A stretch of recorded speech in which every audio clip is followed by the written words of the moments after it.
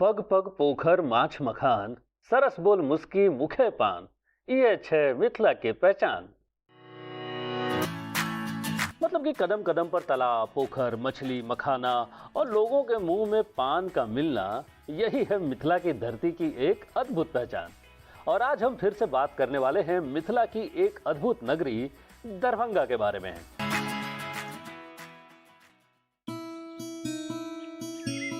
नमस्कार दोस्तों, चलो चले की पांचवी कड़ी में आपका स्वागत है।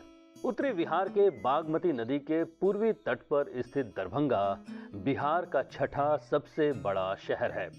दरभंगा अपने ऐतिहासिक और सांस्कृतिक महत्व के लिए विश्व विख्यात है।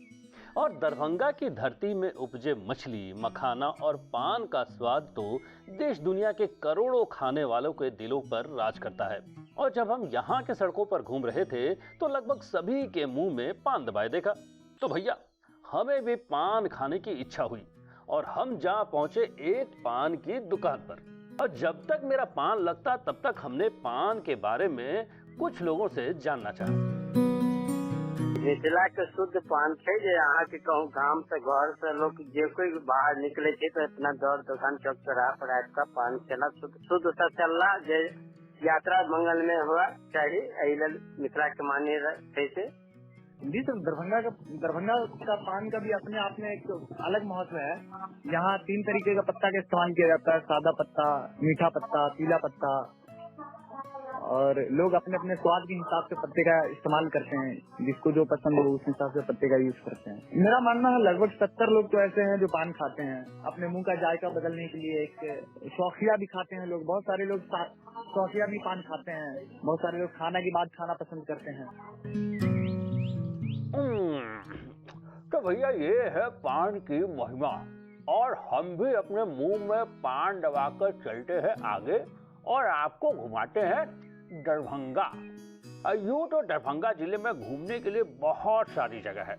पिछली बार हमने कुशेश्वर स्थान बर्ड सेंचुरी के बारे में जाना था और आज हम दरभंगा शहर में घूमते घूमते आ पहुंचे हैं चंद्रधारी संग्रहालय में। चंद्रधारी संग्रहालय दरभंगा जिले का एक प्रमुख पर्यटन स्थल है। यह संग्रहालय दरभंगा जिले में दरभंगा रेलवे स्टेशन से मात्र 5 मिनट की दूरी पर स्थित है। इस संग्रहालय के बाहर और अंदर बहुत सारी चीजें आपको देखने को मिलती हैं जो कि प्राचीन, धार्मिक और प्राकृतिक हैं। इस संग्रहालय के बाहर आपको एक बहुत बड़ा बगीचा देखने के लिए भी मिलता है, जिसमें पत्थर की बहुत सारी मूर्तियां बनाई गई हैं। यहाँ पर रामायण की बहुत सारी कहानियों को दिखाया गया है और बिहार के प्रमुख लोगों को दिखाया गया है और उनके बारे में जानकारी भी लिखी गई है।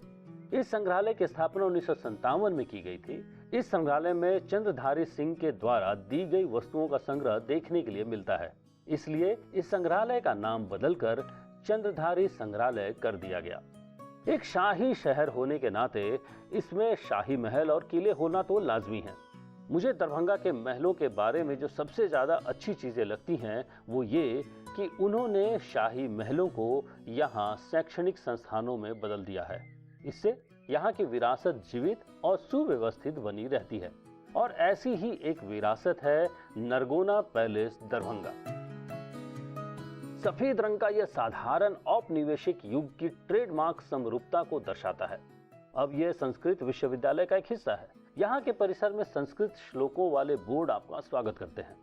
लेकिन जो चीज नरगोना पैलेस को अद्भुत बनाती है वो ये है कि ये आधुनिक भारत की सबसे पुरानी भूकंप प्रतिरोधी इमारतों में से एक है।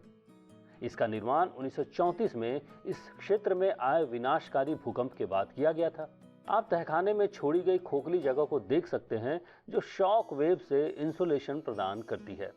और नरगोना पैलेस को घूमते घूमते हम यहाँ के सामने तालाब में मछली पकड़ रहे लोगों से मिले और जानना चाहा कि भाई दरभंगा के लोग मछली के इतने दीवाने क्यों हैं? मिथिला के मछली प्रसिद्ध है। ऐसा हमारा सबके जना बाबूजी दादाजी वही प्रेरणा पर हम सब चले थी। मिथिला के मछली प्रसिद्ध है, मछली पान मखान मछली हम लोग विशेष सब आकर्षित रहे। हम सब मछली में रहू खाओ, भाकुर खाओ, सब तरह के मछली है। जिसमें मिथिला के मछली में रहू भाकुर के विशेष मान्यता गेल है। हमरा सबके तो दोस्तों, दरभंगा में मछली, मखाना और पान के साथ साथ आम भी काफी लोकप्रिय फल है। यहाँ के मालदा और बम्बैया आम के स्वाद के लोग दीवाने हैं और यहाँ के मालदा आम की मिठास दूसरे राज्य ही नहीं बल्कि देश में भी फैला हुआ है। तो ये हुई हमारी दरभंगा यात्रा की समाप्ति। आपको कैसा लगा दरभंगा के बारे में जानकर? साथ ही दोस्तों, आप हमें ये भी बताएं कि आपके स्थानीय क्षेत्र में कौन कौन सी जगहें घूमने लायक हैं और वहाँ के बारे में क्या क्या फेमस है। और साथ ही ये भी बताएं कि आपको हमारा ये कार्यक्रम कैसा लग रहा है। अपनी राय, बातें और विचार बताने के लिए अभी दबाएं अपने फोन में नंबर 3 का बटन और मोबाइल वाणी ऐप में ऐड का बटन और रिकॉर्ड करें अपनी बात। तब तक चलते हैं किसी और शहर के किसी और फेमस जगह को खोजने। तब तक के लिए चलो चलें।